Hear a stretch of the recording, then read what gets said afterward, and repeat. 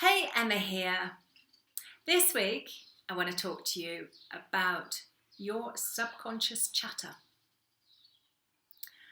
And I want to ask you a question. Are you aware of how you think?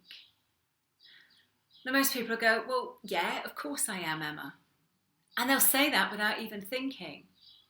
But there's no of course about it, because actually, most people are not aware of their own subconscious thoughts. We also call it unconscious thinking for a very good reason, because we're not aware of it. It goes on in the background, but this is the stuff that we need to be particularly vigilant about, because be careful. When you talk to yourself in your head, you're listening. And your subconscious is the most powerful influence in your life. So what you tell yourself, your subconscious is listening, and your subconscious will act on. And this is why we need to be vigilant on what we're telling ourselves. And that vigilance starts with self-awareness, how we're thinking. And when we become aware of how we're thinking, then if that thinking is unhelpful for us, we can stop it in our tracks. And we can also retrain how we're thinking.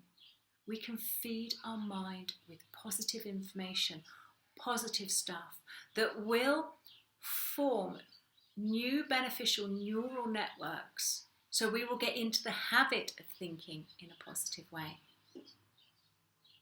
It all starts with self-awareness.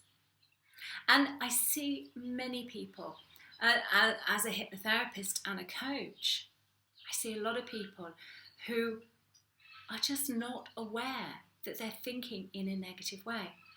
I had a lady this week actually, which prompted me to do this blog, who sat there. First of all, she listed off all the problems in her life. And I explained to her about how her thinking is unhelpful. And she listened to me. And then she said, but I'm a really positive person.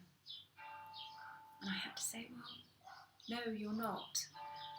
And it was quite a surprise to her. And she didn't want to believe me. But as through the course of the conversation, I was able to pick up and point out to her where her language was very negative. Now that language that we use, but we automatically use, comes from the subconscious part of our brain and is often very revealing about the internal chatter that's going on. But sometimes it does take somebody else to point it out to you for you to start having that self-awareness. And when I started pointing out to her that she was saying but to everything I was saying, or she was taking everything into, but the problem is, that's a massive telltale, the problem is. Then she started to herself go, oh, yeah, I did it again. And she started to notice even more negative patterns, thought patterns that were coming out in her language. And that's the place to start, is becoming aware of it. One thing that you can do, if you think this might be going on, is record yourself.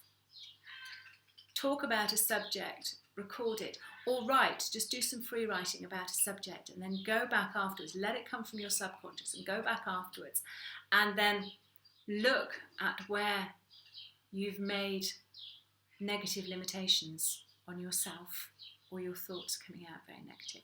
Because we need to start there. We need to start. If we're going to develop our life into what we really want it to be, if we're going to engineer a lifestyle that suits us, it's got to come from the outside. It's got to come from the inside out.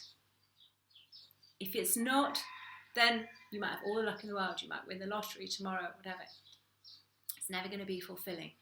Things are self-fulfilling when they come from the inside out. And that starts with your subconscious thought patterns, your thinking, how you are influencing your life. And you are. It's all coming from you. How you think determines how you feel, and how you feel determines how you behave, and how you behave influences the whole world around you.